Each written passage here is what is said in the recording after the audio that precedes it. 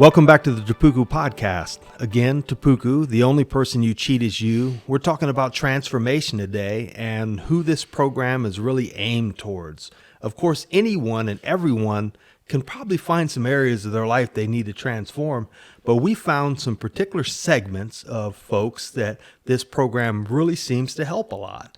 And I think the first one we want to talk about, we left off last time, is the incarcerated population.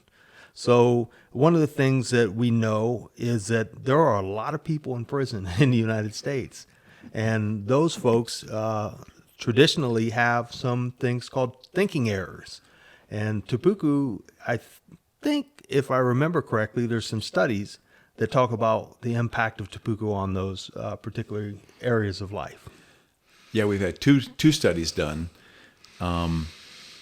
The first study we had done was through an organization that was facilitated through a major state university up in Michigan. Not sure how much I'm allowed to say, the podcast, but anyhow, and the reports are on our website. If you go to topucu.com and go to the About tab, you'll see our validation reports there. But that was one. And that was a study done with 6 cohorts of 30 people, not going into a lot of academia because I don't know much about academia, as you already know, with my illustrious high school career. But we found out that in that 180 people that we did doing that, the big test and all that jazz, we had a 63.4% reduction in 18 of the 19 areas of destructive thinking. So we thought, okay, this program's going to work inside as it does outside. And we had a 70% increase in self-confidence. That is the belief that I can transform. And I do have the opportunity through learning these tools we'll talk about on the podcast over time, that can help me transform my thinking. And the neat part to me was with the blind benchmark, we had no name, we had no inmate number. We got a 91.2 favorable, and it was that was awesome because I was warned by the warden. The warden said, Norm, this is a volunteer program. Don't be embarrassed. Odds are you're going to lose half the people here. They're going to become, uninterested, and they're going to want to hit the road. Of the 180 that we put in the program, 180 graduated. So that was kind of fun because here's the deal. When people have an opportunity to learn tools to control their thinking, and therefore transform their lives by controlling their routines, they're probably pretty interested. Absolutely. And I guess full disclosure, we met in a prison. And at the time, I was a prisoner. And I can tell you from the standpoint of a prisoner that no one wants to really be in prison. And it's interesting because the United States of America has the highest incarceration rate of any other country. Any country. By far. In the world, we have the highest incarceration rate. And the Bureau of Justice Statistics with the U.S. Department of Justice states that estimated 68% of justice-involved people return to prison within 3 years. Then 80% return before 9 years. So a vast majority of folks who are involved with the justice system don't just go one time. They don't make a mistake. Some people say, they made a mistake. And from my own life story, I can tell you that I didn't make a mistake. I made a series of mistakes, compounding mistakes. And I tend to view life as a progression or a regression. You're either progressing in life, you're getting better, you're getting closer to your goal of who you want to become, or you're regressing. Yep. You're going in the opposite direction. And when I encountered TOPUCU, I found that the principles that were there were the same principles that were guiding me towards a successful life, and not the life that would send me back to prison after 3 years. 68% of people. It's not a very appealing environment, so why would you want to keep going back? There must be something wrong that causes you to make these choices that leads you back to the correctional environment. Transformation. It's the when I'm doing a certain thing a certain way and I'm doing it month after month, year after year, going away and going through all that pain. And I'd never been incarcerated, but going through all that pain. I can imagine how bad it is. But if I come back to the same environment, the same neighborhood, the same everything with the same attitude and the same thinking components and the same, you know, opportunities and work and all that stuff, it's pretty difficult, to blend back in. There's got to be, again, something different. And TOPUCU is that different thing. But we have plenty of proof through that study. The study that was done by the University of Louisiana was basically, it didn't matter how it was delivered, basically. I won't go into all the details. But even self-study, they were able to figure out that they could learn to transform their thinking. So, and I know we keep kind of teasing, but TOPUCU.com has all this information. There's videos there you can look at to see what it is. All the description of the lessons are all there. So, we tease a little bit, but you can go do some homework and find out why and how TOPUCU works. And again, when I got the word, the only person who cheat is you, was in November of 2013. And I was 64 at the time, and I was working out, and I was having a pity party. And it's like, man, why do I have to keep working out? I'm 64 now. Well, I'm 74 now, and I still work out. And when I got the download of, well, quit working out, the only person who cheat is you, and I wrote it down as an acronym using texting for the U, I was really kind of conflicted a little bit with the word only. The only person I cheat is me. What if I'm a faith person? Well, maybe I'm cheating God. Well, you can't cheat God. He's omnipotent. So that took care of that. And I thought about my family. I thought about, if you throw a big boulder in a pond, there's a big ripple effect. Well, if I do something that affects the family, there's a big ripple effect. And I get all that. But when it really boils down to it, for me to control myself through transformation and in order to change my life skills, the only person I cheat is me. I mean, other people are affected, but that's so that was kind of how it got going. Well, it's interesting when you were talking about all the different folks that went through all the different cohorts and the success that you had. It's interesting that within the correctional environment, there are these needs, the 7 dynamic needs of reentry and all these different things. And one of the things that they do is they credit a person with good time if they go through certain programs. And unfortunately, the Department of Corrections has looked at TOPUCU and said, well, we're not going to make you one of those programs. And it's like, you would think at that point that your number of people would just dramatically drop, and people would be like, well, I don't get any good days. Why would I go to that program? But I think the opposite's happened. It has happened because, and I'm probably hurting myself with some of our customers. We're not academic enough. Even though we've had the 2 studies done and we have all this proof, and we have people that continue to do TOPUCU, even though there is no good time for it. But the idea that they see the change in their population. And I remember talking one time to somebody that's pretty high up in corrections in a certain state that we're in. And I said, well, if you're not going to make us a reentry program, why do you keep doing it? And he said, well, your students behave better. It works. Yeah.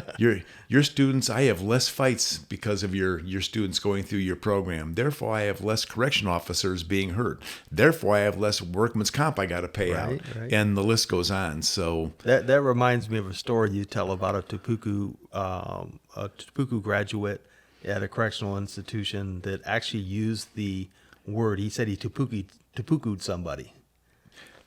Yeah.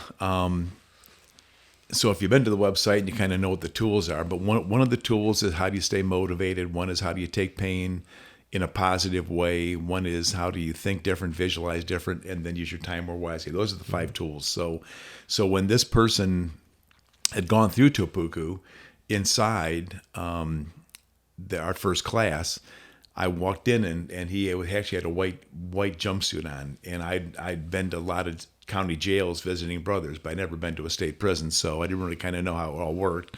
And I walked in the room, and there were 30 gentlemen facing the front. 29 had a tan pair of pants and a tan top on. It was a reintegration center. Yet one guy in the front corner had a white jumpsuit on. So I looked at the warden and I said, "Is this guy the leader?" And he said, no, he's wearing white because he works in the kitchen. I said, oh, okay, I get it. So went through, did the whole program, graduated, I'm all done. Couple months later, I'm walking through the yard and I see this guy and he's wearing tan. So I looked at him and I said, wow, you got a day off. That's awesome. And he goes, well, I'm in prison. You don't get days off. People eat every day. So I said, well, why are you wearing tan then? And he said, well, I started seeing a little bit of trouble. And then he said, I got in trouble, but I topucu'd the guy. I'm going like, show me your wristband. So we have these wristbands we wear on our dominant arm with the topucu band. And it's a reminder when on my arm, when I go for ice cream, I pull back, because this reminds me to do what I don't want to do to become who I want to become. And so I said, well, you topucu the guy. What are you talking about? He goes, well, we live in an open dorm. And about a couple times a year, somebody comes in and goes, who's the toughest guy in here? And he goes, and everybody stands up, points back to me. And because it's a reintegration center, we're not in cells. We're in these 60 double bunks in this one building, like a big open dorm. And so they all point back at me. And they all start smiling because I've been down for 17 years. I never lost a fight. And they know they're about to see somebody get their butt whooped. And the guy's coming at me. And I thought about that, that one principle on, doing what you don't want to do. And, the pain association transfer in lesson 3, do I take current pain or do I compare that to an existing pain to a future pain that could be more severe? And he said, I've been in enough fights where I've been in the hole. I've been in, put down in that little 4x8 room, with a magazine and do that 23-1 walk, where you're down in there for 23 hours and 1 hour a day, you're double shackled, walking the yard to get some exercise. So the pain association transfer from lesson 3, one of the tools, he said, I backed off. And he said, then all of a sudden, the guy comes at me again. And I thought about the thinking component. One of our lessons is E to the 7th power. The thought enters your brain. Do you entertain and examine it and enjoy it? Well, those are in your brain, but do you experience it? Now you've got trouble because now you've added fuel to the fire. Now you're going to excuse yourself and you're going to be enveloped by it. And he said, I went through the E's, but I didn't do it. I stopped, when I enjoyed getting, I was going to take the guy down, but I didn't. And the point is, he used all the tools of topucu to back off. And then I said, but you're wearing tan. You said you got in trouble. How'd you do that? And he goes, well, the third time the guy came at me, I beat the crap out of him. So I thought, okay, this is interesting. And he said, I lost my job for a couple of days, but that guy's down in segregation and I'm not. So one of the kind of fun examples of how somebody used the 5 tools to, there's a certain point where your transformation meets reality. Yeah. So exactly. That's funny. I always enjoy that story, and there's so many stories of transformation. There's so many, and as we go forward, you're going to meet some amazing people. And one of the things that I think a lot of folks don't think about is how many people that were in prisons are now in the community, that are living amongst them, and it's interesting to me because you can be in a grocery store line and the guy in front of you could be a formerly incarcerated person. The guy you work with could be a formerly, the lady, there's a big uptick of incarceration among women. And I know that you're in many different women's facilities as well. So this isn't just limited to men. And as we go forward, we're going to have some amazing transformation stories about folks who, for lack of a better way to explain it, were lost. I mean, they were lost in this incarceration environment, this mentality, this lifestyle that kept leading them back to prison time after time. And now you see them and they're completely changed. Yep. And we are going to talk about the other sectors we're in, and we're in a lot of them, including schools and companies and all kinds of stuff. So don't think this is just, about corrections. But I will tell you that one of the goals we have with this podcast is to take this from our students inside are going through it either with a workbook or a tablet. And again, because of the tablets, we don't know. We think in 2023 we're going to do about 200,000 people. We can't say for sure. But one of the big goals that we have is to then take this from our students inside and through the podcast have our some significant other outside. Could be a spouse, could be a fiance, could be whatever, could be a parent, a kid, whatever, and have them go through TOPUCU at the same time. Now, we're not quite there yet, but the time will come. If you keep listening to the podcast, there's going to be a time coming pretty soon where you're going to be able to have access to TOPUCU and go through it with the person that you care about that is inside right now. And the idea being that where you've got two people going through the same thing, you've got accountability going back and forth between those two people. Then the real byproduct that my wife Pat and I are really excited about, and I know you are too, is then let's take it down to the next generation. When we did that blind benchmark I've talked about before with the students that went through it, the number we asked, can you give us 2 or 3 comments of, thoughts?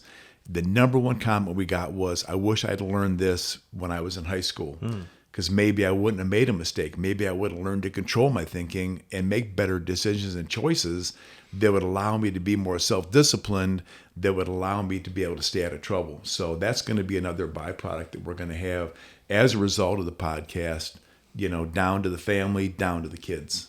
Absolutely. When we talked about those needs, one of them, the criminogenic needs, tongue twister, is family and marital. And when you start looking at folks who have entered the incarceration environment, there are some real common factors that play into that. Some of them, just list a few: antisocial personality, family, marital, substance abuse, employment or lack thereof, education. So these are common among folks that are in that environment. And unfortunately, when an incarcerated person goes to prison, then there's this ripple effect that you mentioned earlier with all these other folks. And some of the kind of the hidden victims of a person's crime is his own family members.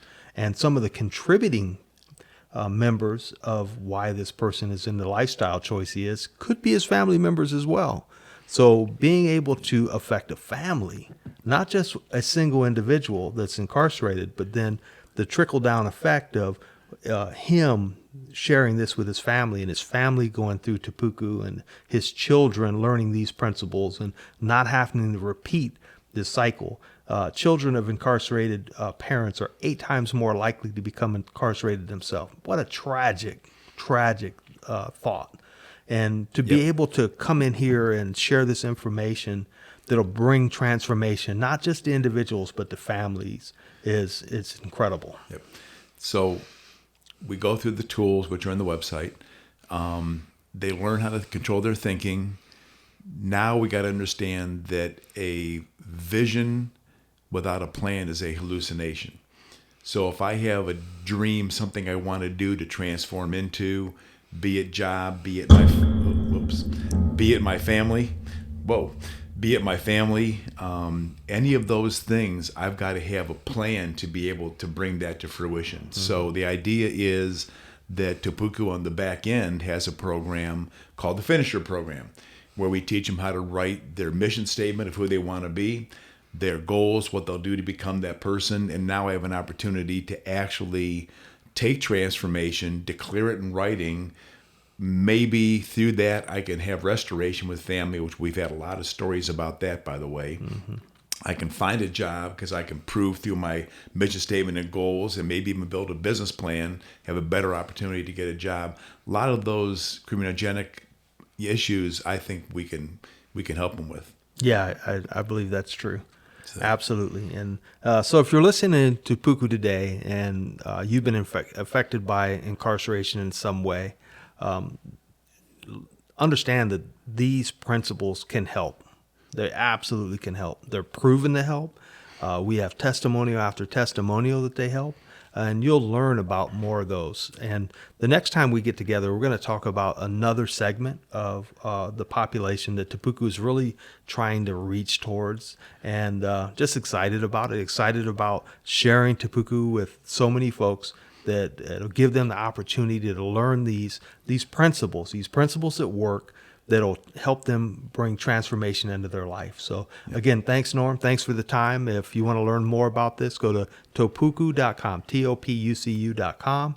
And there's a lot of information. Also, if you just want to reach out to us and talk about what you learned or just ask a question, you can go right through that website. We'll answer every single one of those emails as quickly as we can, and we'd love to hear from you. So thanks so much, TOPUCU.com. Thanks, Norm. Sounds good. We can learn something new every day. I learned not to hit my hand into this thing and make a lot of noise. So You got a little excited. I understand. Pretty good. Yep. Yeah, So, good stuff. Cool. Good. Thanks, everybody.